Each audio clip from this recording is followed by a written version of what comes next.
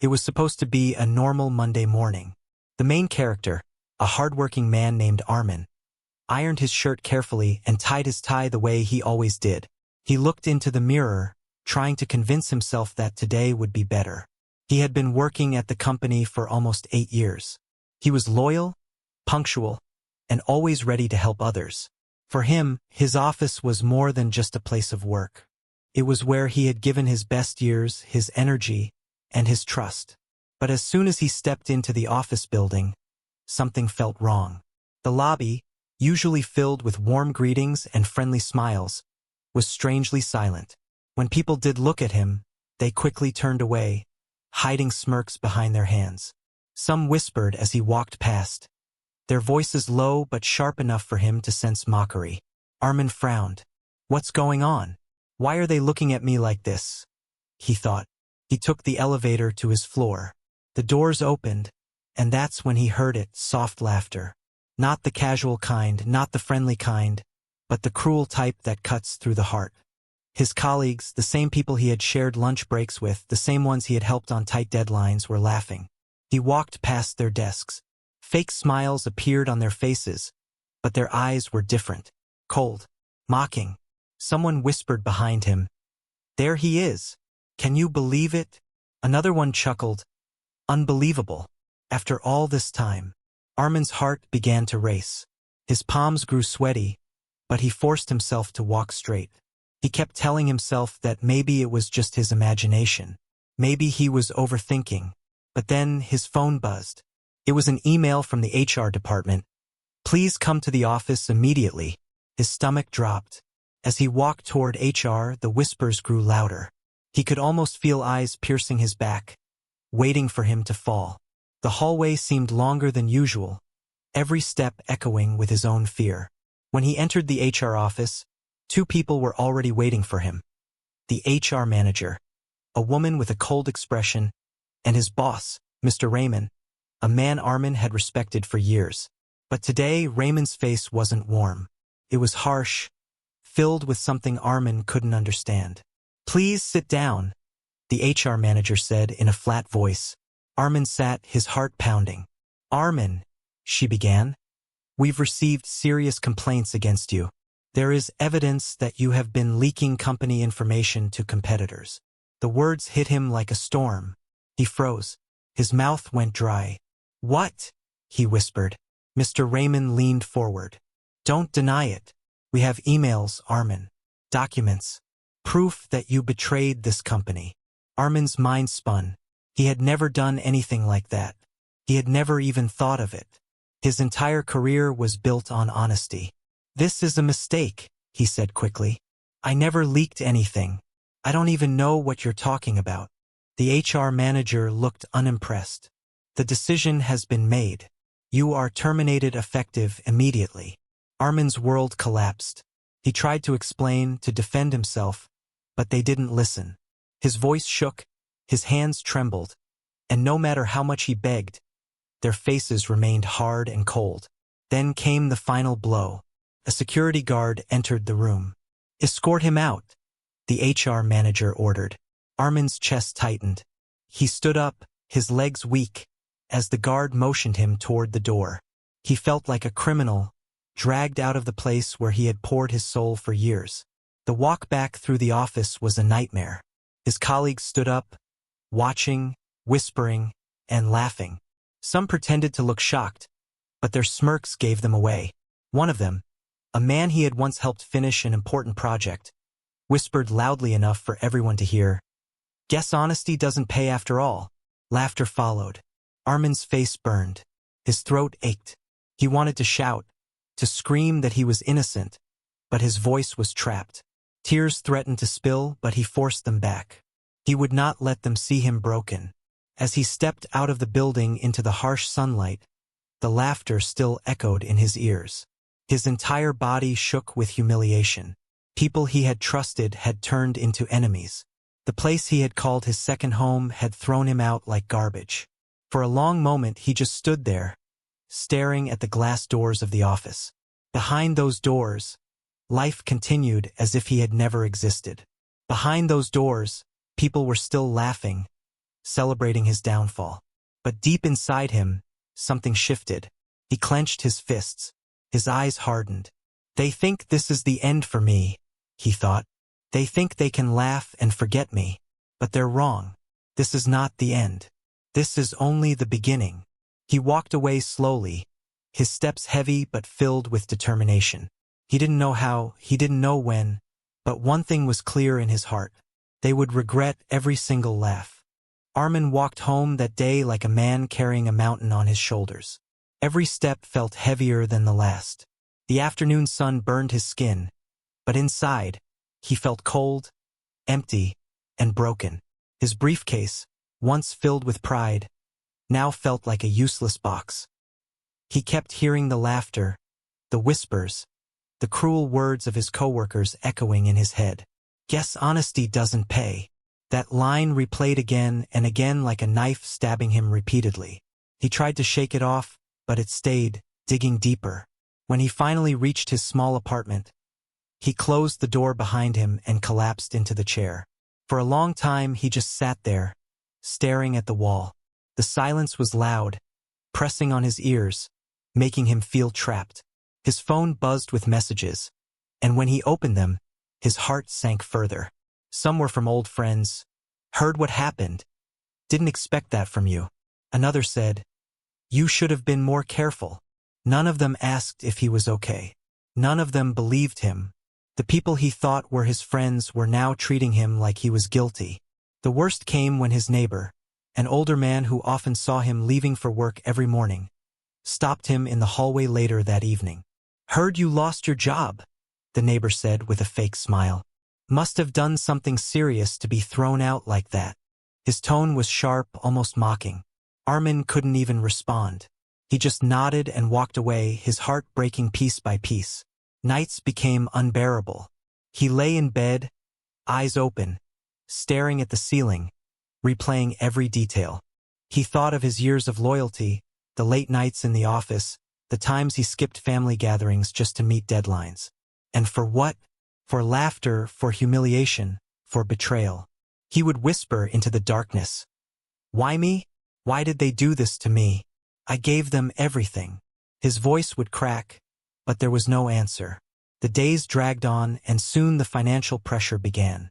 Without his salary, bills started piling up. The landlord knocked at his door, demanding rent. You're a grown man. Find another job quickly, or I'll have to rent this place to someone else. The landlord snapped. The humiliation deepened. Armin tried applying to other jobs, sending out his CV, but every interview ended the same. Companies had heard the rumors. His old company had painted him as a traitor, a thief. Nobody wanted to take the risk of hiring him. One evening, he walked down the street aimlessly, his hands in his pockets, his head bent low. He heard laughter from a cafe nearby. When he looked up, he froze. Inside the cafe sat 3 of his former colleagues. They were laughing loudly, raising their glasses, celebrating. One of them shouted, "Good riddance to him. At least the office feels lighter now without his fake honesty." They laughed harder, and Armin's chest tightened. He quickly walked away before they could see him, his eyes burning with tears. At home, his mother called. Her voice was warm, gentle, the only comfort he had. "Armin, I know you're hurting," she said softly. "But remember, truth always finds a way to shine. They can push you down, but they cannot destroy you if you don't give up." Her words brought him a moment of peace, but deep inside, the anger was growing. He couldn't let this be the end. He couldn't let their laughter be the final chapter of his story. Then, one night, as he sat at his desk, staring at his computer screen with empty eyes, he received a message. It was from an unknown number. The words were simple but shocking. "I know the truth about why they fired you." His heart skipped a beat. He stared at the message, reading it again and again. His hands trembled. Could it be real? Was this a trick? For weeks he had been drowning in hopelessness. But now, for the first time, he felt a spark. He replied quickly, "Who are you?" The answer came minutes later. "Someone who used to work there. Meet me tomorrow evening. I'll tell you everything." Armin's chest rose and fell heavily. Sleep was impossible that night. He kept thinking about the message, about the possibility that he wasn't crazy, that he wasn't imagining things, that maybe he really was betrayed. He thought about all the strange looks in the office before he was called into HR, about how prepared they seemed, how fast they acted. Maybe it wasn't about him at all. Maybe there was something bigger behind his firing. As dawn broke and sunlight entered his room, Armin looked at himself in the mirror. His face was tired, his eyes swollen, but inside them, a fire was beginning to burn again.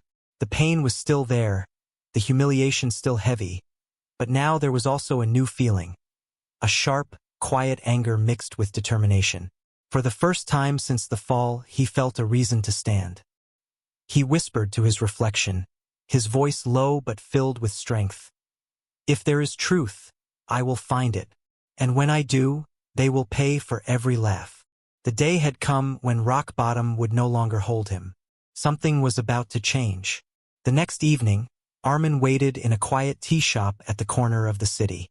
The air was heavy with the smell of cardamom and fresh bread, but his nerves made it impossible for him to taste or enjoy anything.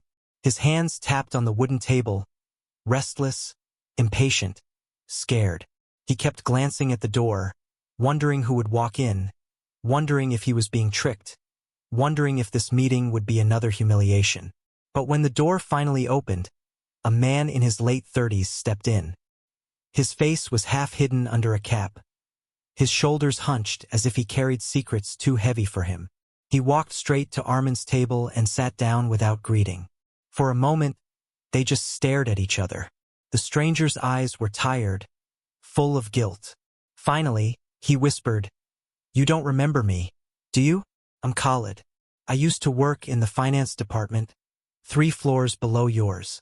Armin searched his memory and vaguely remembered seeing him once or twice in the elevator, always quiet, always avoiding eye contact. "Why did you message me?" Armin asked, his voice low, full of suspicion. Khalid leaned closer. "Because I couldn't stay silent anymore. They destroyed you to protect themselves." Armin's chest tightened. "What are you talking about?" Khalid pulled out a small flash drive and placed it on the table. "Inside this, there are copies of documents, emails, and transaction records. Your firing wasn't about you, Armin. It was about them covering up the millions they've been stealing from the company. They needed a scapegoat, someone loyal but easy to blame. And you were the perfect choice." The words hit Armin harder than the day he was fired. His mind raced. "So, all those accusations, those emails they claimed were mine. Fake," Khalid interrupted. "They forged them. I saw it happen. Raymond and a few others have been manipulating accounts for years. When the higher management started asking questions, they panicked. They knew someone had to take the fall, and they chose you. You had the reputation of being honest, but not powerful. Easy target." Armin's fists clenched on the table. His nails dug into his skin, but he didn't care. His blood boiled. He remembered the laughter, the humiliation, the way people looked at him as if he was a traitor. He had begged them to listen, and they had thrown him out like garbage. And now the truth was here, sitting in front of him, cold and undeniable. "Why are you telling me this?" Armin asked, his voice shaking with both rage and disbelief. Khalid looked down at his hands. "Because I was part of it. Not directly, but I stayed quiet. I saw things, I knew things, and I did nothing. My conscience has been eating me alive ever since you were fired. I can't sleep. I can't live like this anymore. Maybe helping you is the only way I can fix a small piece of what I did wrong." Armin's jaw tightened. He wanted to hate Khalid, to shout at him, but instead he whispered, "You should have spoken earlier." "I know," Khalid said, guilt heavy in his voice, "but it's not too late. With these documents, you can expose them. But be careful, Armin. They are powerful, and they won't stay silent if they find out you know the truth. If they realize you're coming for them, they'll destroy you completely." Armin picked up the flash drive, holding it tightly as if it was his lifeline. For the first time since his fall, he didn't feel powerless. He didn't feel broken. He felt alive, angry, and determined. The truth was finally in his hands. That night, Back in his small apartment, Armin plugged the flash drive into his laptop. His eyes scanned through file after file, document after document. At first, he couldn't believe what he was seeing. Fake invoices, altered balance sheets, hidden bank accounts, and email conversations between Raymond and other top employees. They had been stealing for years, manipulating everything under the company's nose. And the fake emails that got him fired? They were right there, with his name forged in them, carefully created to look real. Armin leaned back in his chair, his heart pounding. Rage surged through his veins. He remembered the day he walked through the office as everyone laughed, the shame of being treated like a criminal, the way people whispered his name like poison. He whispered to himself, "They laughed because they thought I was weak. They thought they had buried me. But now I have the weapon to bury them." He stayed awake the whole night, going through every detail, making copies of the files, writing notes, connecting the dots. His exhaustion was replaced by adrenaline. Every new discovery fueled the fire inside him. It wasn't just about clearing his name anymore. It was about making them suffer. It was about making them beg for the mercy they never gave him. As dawn crept through the curtains, Armin stood by the window, the flash drive in his hand. The city below was waking up, people rushing to work, buses honking, shops opening. Life was moving forward, but for him, everything had changed. He was no longer the broken man who had walked out of that office humiliated. He was a man with the truth, a man with a mission, a man who had nothing left to lose. And in that silence of early morning, he made a vow to himself. "I will not stop until every single one of them pays for what they did. Their laughter will turn into screams. Their pride will turn into shame. They will beg for mercy, and I will not give it." The fall had broken him. Rock bottom had crushed him. But now the hidden truth had given him new strength. The battle had only just begun. Armin did not rush. He knew anger could burn fast and die out, but a quiet plan could last and break them slowly. After he found the files in the flash drive and felt the first hot taste of victory, he put his anger into patience. He closed his apartment door and sat at his small table with a cup of tea gone cold. The city noise outside became a background hum. Inside, his mind worked like a clock, regular, steady, precise. He had nothing to lose and everything to gain if he played his cards right. First, he needed skills he did not have. The files proved the crime, but proof needed to be shown in the right way. Evidence could be shouted down in court if it was messy, and witnesses could be bought or scared into silence. Armin taught himself how to make his case strong. He watched online videos late into the night, how to organize documents, how to verify emails, how to collect digital metadata that would show when a file was created or changed. He learned to copy files without breaking any chain of proof. He learned to make backups in ways that would survive any attempt to delete them.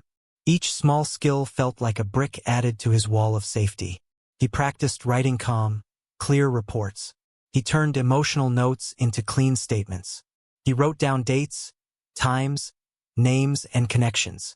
He created a timeline from the moment the first fake invoice appeared to the day he was dragged out of the office.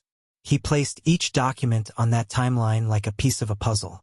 Slowly, a picture formed, one that could not be denied. Armin read everything again and again until his eyes burned. The more he read, the less fear he felt. Fear changed into focus. He also needed allies, people who would not bend when pressure came. He reached out quietly to an old university friend, Sanaa, who worked in a law firm. He did not tell her everything in one message. He simply asked for advice. If someone is wrongfully fired and there is proof, what are the safest first steps? Sanaa replied with care and concern, and when Armin revealed parts of the truth, she said plainly, "Be careful. Keep copies. Do not go to the press first. Build your case quietly. If you go to media, it must be with facts and counsel." Sanaa's words were like a compass. Armin felt relieved to have one person who believed him without surprise or blame. At night, he walked the city to clear his head. Walking helped him think. He watched people move, laughing couples, taxi drivers calling out. Life was ordinary and cruelly normal. He remembered how the same people who now laughed had once thanked him for helping them. He remembered how small kindnesses had turned into knives aimed at his back. The memory stung, but it also steeled him. He would not become like them. He would use truth, not lies, to win. Armin started to test the company's security in small, careful ways. He did not break the law, but he learned where conversations happened, who handled the financial files, and how information moved inside the building. He visited the public library and read about corporate investigations. He learned how whistleblowers protected their identities and how evidence was commonly challenged. He set up a safe email account under a name no one would link to him and sent a few harmless questions to the company's public support address to see how fast they replied. He watched their pattern, their speed, their tone. Each little detail became part of his plan. He practiced control of his emotions. He would sometimes sit in a crowded cafe and watch his own hands. When anger rose, he breathed in slowly and counted to 10. He fought the urge to storm into the office and shout the truth. He reminded himself that a storm can be quickly forgotten. A carefully built dam is harder to break. He wrote letters he never sent. Long pages of fury and sorrow that he burned later. Burning those pages felt like closing a wound. His mother called often. She listened and did not offer dramatic words. She said simple things: eat, sleep, keep your friends who are true. She held him steady even when she was far away. Her small acts, sending a parcel with his favorite tea, reminding him of his father's quiet strength, kept his heart from crumbling. Once she said softly, "They may have pushed you down, but your head is above the ground. Use that head." Those words became a quiet fuel for his nights. Khalid remained in contact, nervous but helpful.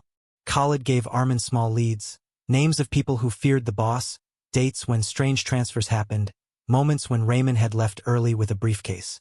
Khalid's guilt pushed him to be honest. Armin forgave him in his heart. Forgiveness did not mean weakness. It meant focus. Together, they mapped the web of lies and money. Khalid even found a hidden account that received company funds. The discovery gave Armin chills. He had proof they could not easily explain away. Armin knew timing was everything. He could not act until his case was strong and his path safe. So he built layers of protection. He made digital copies stored on 3 different drives and in a secure cloud account protected by 2-step verification. He made printed copies and kept one set at a friend's house, another in a safe deposit box under a false name. He recorded his own voice reading key documents to create an audio record that could show how he held the files at certain dates. Every step was careful, almost ritual. He treated each copy like a child he must protect. At work, he watched them from a distance. He learned details about their routines, how Raymond took his coffee at 11, how a certain accountant left early on Fridays, how gossip moved faster than facts. He began to see his old office as a map of weaknesses. People who seemed loud in the open were quiet in private. People who laughed publicly had fear at home. Armin smiled inwardly. Fear could be used. He would not hurt their families or insult them in public. His goal was to make the truth come out, to restore his name, and to make them feel the weight of what they had done. One evening, after weeks of work, Armin sent an anonymous letter to the company's board. The letter was short, calm, and true. It said only that irregular transactions were happening, that evidence existed, and that the board should investigate quietly before the matter reached the press. He included an encrypted note with instructions on where to find a secure copy of the files. He did not gloat. He did not ask for revenge in ink. He simply put truth where it could not be ignored. Then he waited. Waiting was its own trial. Days passed and nothing happened. He began to doubt. Maybe his letter would be ignored. Maybe the board would be corrupt too. But then, one morning, he saw an old article online about an internal inquiry. The company announced a vague review of financial irregularities. It was short and guarded, but it was a crack in their armor. The board had noticed. The world had begun to move. Armin did not celebrate. He only tightened his grip on his files and kept working. He knew this battle was not finished. His preparation had made him patient, careful, and dangerous in the best way, with truth. He had learned new skills, found a friend in Sanaa, a confession in Khalid, and a steady heart in his mother's words. He had turned pain into planning, shame into structure, and anger into quiet danger. The silent preparation continued, night after night, until he felt ready to step forward and pull the threads that would reveal the whole fabric of their lies. The night was dark, but his mind was sharper than ever. After weeks of careful planning, endless nights of research, and collecting every tiny piece of information about the company, Daniel finally reached the moment he had been waiting for. He sat at his small desk in his apartment, papers spread out everywhere, a laptop glowing in front of him. The once broken man who had walked out of his office humiliated was gone. This Daniel was stronger, sharper, and far more dangerous. He was no longer a victim. He was a man with a mission. Daniel knew one thing clearly: revenge was not about screaming or fighting. It was about timing. It was about patience. It was about hitting them where it hurt the most when they least expected it. The people who laughed at him thought he was finished. They thought he was nothing. But Daniel smiled to himself as he looked at the files on his screen. These files were their worst nightmare, and only he had the key to unlock it. He had spent weeks digging into the company's records. At first, it seemed impossible. The system was locked and security was tight. But Daniel remembered everything from his years in the office. He knew which managers were careless, which employees were sloppy, and which secret doors nobody ever bothered to lock. Step by step, he had gathered proof, emails, contracts, and hidden reports. And what he found shocked even him. The company was not clean. Behind their shiny glass windows and expensive branding, they were hiding dirty deals, tax fraud, and projects that risked the safety of innocent people. Daniel leaned back in his chair, running a hand over his tired face. "So this is what they've been doing all along," he muttered to himself. The company had framed him to cover their own mistakes. He was their scapegoat, their sacrifice. The thought made his blood boil, but instead of anger, it gave him strength. They thought firing him would bury the truth. But instead, they had given the truth a voice, a very dangerous voice. He opened a folder labeled Final Evidence.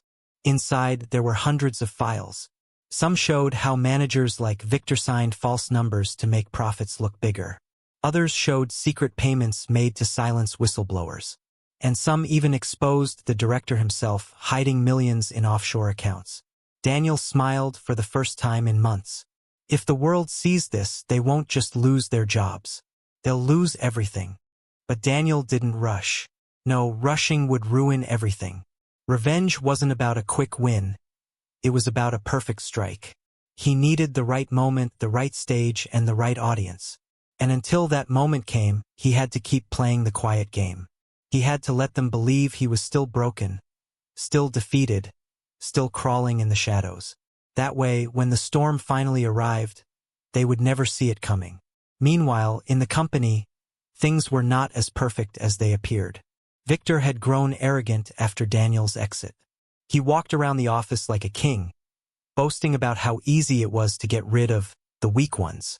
The other employees laughed along, afraid to cross him. But behind the forced laughter, many of them felt uneasy. Rumors were spreading. Some files had gone missing. Some numbers didn't match. And more than once, an anonymous email had landed in the inbox of senior staff, warning them that the truth would not stay hidden forever. Victor dismissed it as nonsense. He told everyone, "Daniel is gone. He's finished. Nobody will dare touch us." But deep inside, a small part of him worried. He knew Daniel was smart. Too smart. He had underestimated him before, and it bothered him. Still, Victor drowned that worry in arrogance, mocking Daniel's name whenever it came up.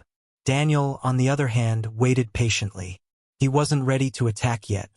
He needed one more thing, an opening that would make his revenge unforgettable. And that opening came sooner than he thought.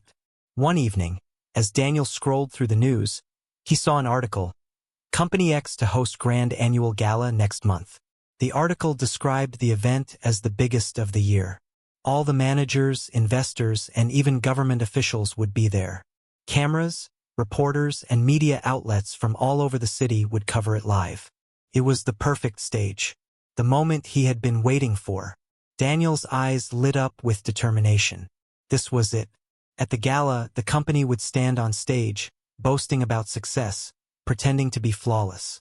And at that exact moment, Daniel would pull the curtain back and reveal their rotten core. They wanted applause, he would give them humiliation. They wanted fame, he would give them disgrace. For weeks, he worked silently, preparing everything. He created copies of the files, encrypted them, and linked them to a time system. He made sure that once the clock struck a certain hour on the gala night, the truth would be unleashed across every screen, every phone, and every news channel. He wasn't just planning revenge. He was planning a public execution of their reputation. But there was one thing Daniel hadn't decided yet. Should he show his face or stay in the shadows?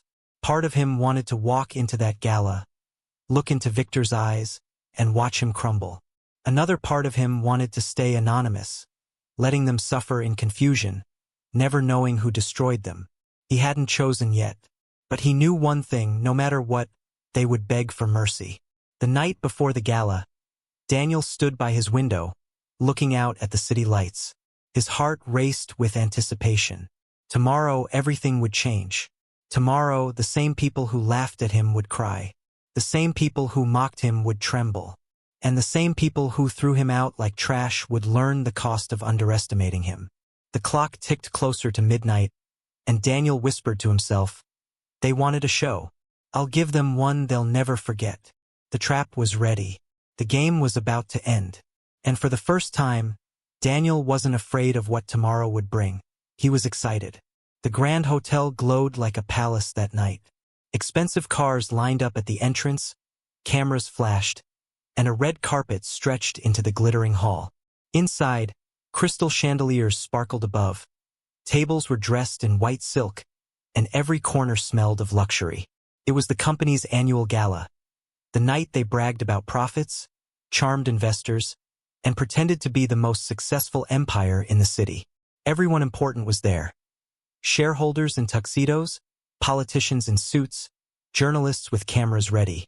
It was a night designed to impress, to silence doubt, and to show the world that the company was unstoppable. Victor arrived like a king, his chest puffed out, a glass of champagne in his hand. His laughter rang louder than anyone else's, as if the room belonged to him. The other managers followed close behind, wearing fake smiles, shaking hands, and whispering empty promises. They were confident, proud, and blind. They had no idea that every step they took toward the stage brought them closer to disaster. Daniel was there too, but not where they could see him. He sat quietly in a corner of the hall, blending with the crowd of lesser-known guests. A simple black suit, no bow tie, no spotlight. Nobody paid attention to him, and that was exactly how he wanted it. From his seat, he could see everything: the stage, the screens, the journalists, and most importantly, Victor's smug face. In his pocket was a small device, the trigger for the storm he had spent months preparing. His heart pounded, but his eyes were calm. Tonight was not about nerves. Tonight was about justice. The program began with cheerful music, a video presentation of the company's achievements, and loud applause. They spoke about growth, profits, and success stories. They called themselves leaders, visionaries, and examples for the world. The audience clapped, investors smiled, and cameras recorded every moment. On the surface, it looked perfect. But Daniel knew the truth. He knew that every word spoken on that stage was a lie. Victor stepped up to the microphone. "Ladies and gentlemen," he said proudly, his voice echoing through the hall, "we stand before you stronger than ever. This year has been our greatest yet. We have achieved record numbers, created jobs, and brought pride to our city." The crowd cheered, and Victor smirked. He was in control, or so he thought. Daniel's hand brushed against the small device in his pocket. He whispered to himself, "Not yet. Let them enjoy their last moment." He waited as Victor continued his speech, bragging about success and pretending to care for his employees.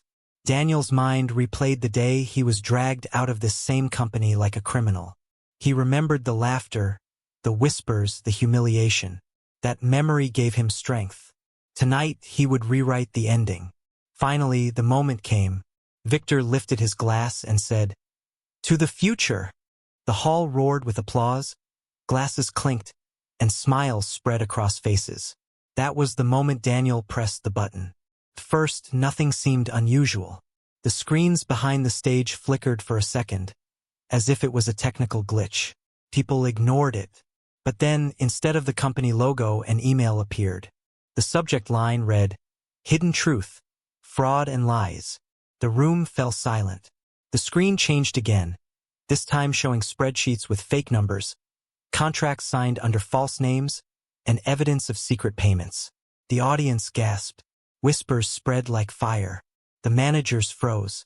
Victor's smile dropped instantly. "Turn it off," he barked at the technicians. But no one could stop it. Daniel's system had taken full control. Every screen in the hall displayed dirty secrets, the tax fraud, the offshore accounts, the unsafe projects. Then came the emails, leaked conversations between managers mocking workers, admitting they used Daniel as a scapegoat. The words were clear, undeniable, and brutal. Gasps turned to shouts. Journalists rushed forward, snapping photos, recording videos. Investors looked shocked, angry, betrayed. Politicians whispered to one another, their faces pale. The gala of pride had turned into a circus of shame. Victor tried to speak, but his voice cracked. This is fake," he shouted, sweating under the lights. But the evidence kept rolling, one file after another, too detailed, too real to deny. The crowd no longer believed him. People pointed, cursed, and some even booed. In the chaos, Daniel sat silently in his corner, watching it all unfold. His lips curved into a small smile. He didn't need to stand on stage or shout.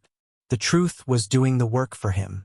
He watched Victor's face turn red with panic, the managers stumbling, the investors storming out.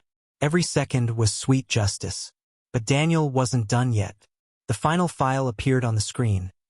Victor's offshore account. Millions of dollars hidden while employees were underpaid and fired. The room erupted. Journalists shouted questions, investors demanded answers, and police officers who had been invited as guests quietly stepped aside, already making calls. Victor stood frozen, humiliated in front of everyone. And then, as the room descended into chaos, a final message appeared on the screen in bold letters. "This is the truth you tried to hide. The people you mocked are watching. Justice has begun." Every eye in the hall stared at the message. Victor's hands trembled. The managers were pale. For the first time, they were the ones who looked like criminals. The laughter they once used to mock Daniel was gone. Now, fear and shame filled their eyes. Daniel stood up slowly, straightened his suit, and walked toward the exit. Nobody noticed him in the chaos. He didn't need recognition. The truth was already louder than any name. As he stepped outside into the cool night air, he took a deep breath. The city lights sparkled, and for the first time since that dark day, he felt free. His revenge wasn't complete yet, but the first blow had landed. And it was only the beginning.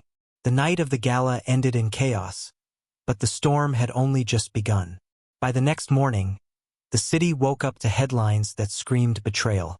Every newspaper, every TV channel, every online platform was filled with the company's scandals. Fraud exposed at gala, millions hidden offshore, corruption at the top. The evidence Daniel had released spread like wildfire, unstoppable and undeniable. The once powerful company that stood like a giant now looked like a crumbling house of cards. Outside the headquarters, angry employees gathered with signs, shouting for justice.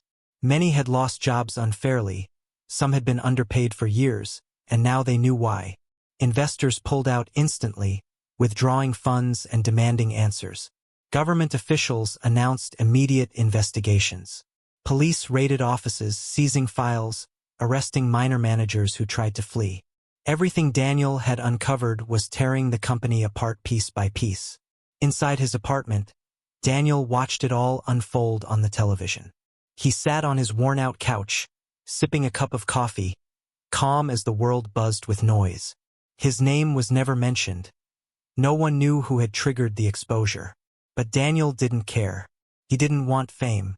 He wanted them to suffer, and that was happening in front of his eyes. The same people who laughed at him were now being chased, mocked, and cornered by the entire city. Victor, however, wasn't going down quietly. He appeared on TV that morning, his face pale but his voice loud. "These are lies," he shouted to reporters. "This is an attack on us. Someone has manipulated the system to destroy our reputation." But no one believed him. Every file shown had signatures, dates, proof that couldn't be denied. The reporters kept throwing questions, investors shouted at him, and the cameras captured every drop of sweat on his forehead. The once confident man now looked like a trapped animal. Daniel leaned closer to the screen, watching Victor squirm. A part of him felt satisfied, but another part whispered that this wasn't enough. Public shame was powerful, yes, but Victor deserved more. He had been the one who personally mocked Daniel, who twisted lies to have him fired, who enjoyed his humiliation the most. Watching him lose money and respect wasn't enough. Daniel wanted him to feel the same personal pain, the same loneliness, the same fear of losing everything. That evening, as Daniel walked through the city streets, he overheard people talking. "Did you see Victor's face on TV? He's finished. They deserve this, all of them. I heard police are preparing arrest warrants." Everywhere he went, the talk was the same. For the first time, Daniel wasn't the one being whispered about. Now the laughter had turned against them. But Daniel wasn't satisfied. He had one last move left in his plan. Revenge wasn't complete until Victor looked into his eyes and realized who had brought him down. Daniel wanted to see that recognition, that fear, that regret. He wanted Victor to beg for mercy the same way Daniel had once silently begged for dignity when he was dragged out of the office. The opportunity came faster than expected. 2 days after the gala, Victor was scheduled to hold a press conference at the headquarters, hoping to save face. He planned to convince the public it was all a misunderstanding, to calm investors, and to buy time. Daniel decided that was the moment he would strike the final blow. He dressed in a neat suit, one he had saved from his days at the company, and walked straight into the building on the day of the conference. Security was chaotic, journalists were everywhere, and nobody noticed one more man walking in with a press badge he had forged weeks ago. Daniel blended into the crowd, holding a small folder in his hand. The conference began. Victor stood at the podium, speaking with forced confidence, pretending everything was under control. "We will clear our name," he said. "We are victims of a malicious attack. I ask you all to trust us." But the audience wasn't convinced. Reporters shouted questions, cameras flashed, and the room was filled with tension. Then Daniel raised his hand. "One question," he said loudly. The room quieted, and Victor looked toward him. At first, Victor didn't recognize him. Daniel's calm face, his steady eyes, his presence. It had been months since that humiliating day. But when Daniel stepped forward, holding the folder, Victor froze. His eyes widened, and the microphone slipped in his hand. "You don't remember me, do you?" Daniel's voice was calm but sharp, echoing in the room. "You laughed when I was fired. You mocked me as I was dragged out. You thought I was finished. But now, look at you." He opened the folder, showing copies of more hidden documents, files that hadn't even been released to the public yet. "This is the rest of your truth. And this time, you'll answer for it directly." The room erupted with noise. Cameras zoomed in, reporters shouted, and Victor stumbled back, his face pale with shock. He tried to speak, but no words came out. The recognition in his eyes was clear. He knew now. He knew Daniel had been the one behind it all. "Do you still think it's funny?" Daniel asked, his voice steady. "Do you still laugh now?" Victor shook his head, his lips trembling. For the first time, he looked powerless, broken, and small. He muttered, "Please stop."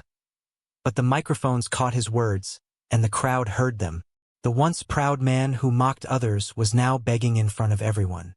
Daniel closed the folder, turned to the crowd, and simply said, "The truth cannot be hidden anymore." Then he walked out, leaving Victor surrounded by cameras, reporters, and police officers waiting at the door. Outside, Daniel breathed deeply, feeling the weight lift from his shoulders. The revenge was almost complete.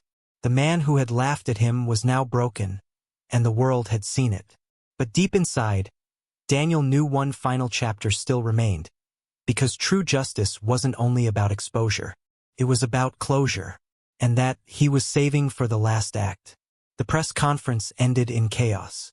Victor's pale face, his trembling words of "please, stop," spread across every television screen in the country. For the first time, the man who once laughed so loudly was begging in front of the world. The cameras caught everything. Social media erupted with clips and comments. Memes were made in minutes. Headlines screamed, "Victor begs for mercy," "Corruption king exposed," "Former employee strikes back." Though Daniel's name was never mentioned, whispers spread. People wondered who had set all of this in motion. Some guessed, some speculated, but only one man knew the full truth: Daniel himself. In his small apartment, Daniel stood by the window watching the night sky. The city outside glowed, but inside him was a calm he hadn't felt in months. Yet, a piece of him still stirred. The revenge was nearly complete, but not fully. The company was collapsing. Victor was disgraced. Managers were hiding like rats. But Daniel knew revenge wasn't just about breaking someone's power. It was about balance. He had been humiliated in front of people, laughed at, dragged out like a criminal. And now, he wanted Victor to taste that humiliation in the most personal way.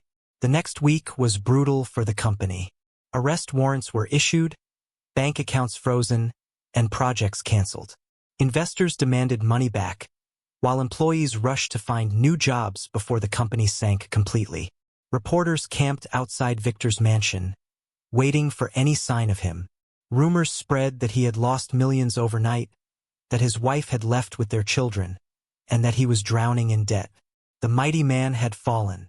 But Daniel wasn't done. He decided to pay Victor one final visit, not as an anonymous voice, not as a shadow behind screens, but face to face, as the man he had once mocked. One rainy evening, Daniel drove to Victor's mansion.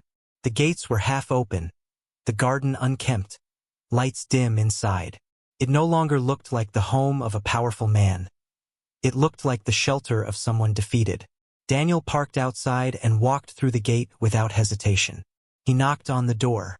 For a long moment, there was silence. Then the door creaked open.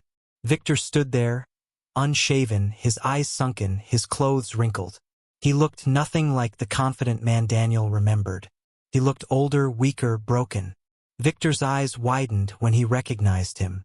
"You!" he whispered, his voice trembling.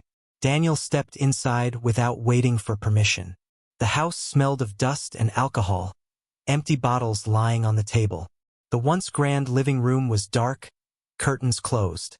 Victor stumbled behind him, trying to speak. Why are you here?" Daniel turned, his eyes sharp. "Do you remember the day you fired me? The day you laughed as they dragged me out? You treated me like dirt, like I was nothing. You thought it was funny." Victor lowered his head. His lips trembled, but he said nothing. Daniel's voice grew firmer. "I lost everything that day. My job, my respect, my peace. You took all of it and you enjoyed it. But now look at you. No money, no company, no power. Everyone hates you. Tell me, Victor, do you still laugh now?" Victor's knees buckled, and he sank onto the couch. His hands shook as he covered his face. "Please," he whispered, his voice breaking. "Please forgive me. I was wrong. I was arrogant. I didn't know it would come to this." Daniel stared at him, his heart heavy. For months he had dreamed of this moment, seeing Victor broken, begging. And now it was here. He should have felt pure satisfaction, pure joy. But instead he felt something different. A strange calm, as if his anger had finally run dry. He stepped closer, his voice steady. "You thought power would protect you. You thought laughter would hide your cruelty.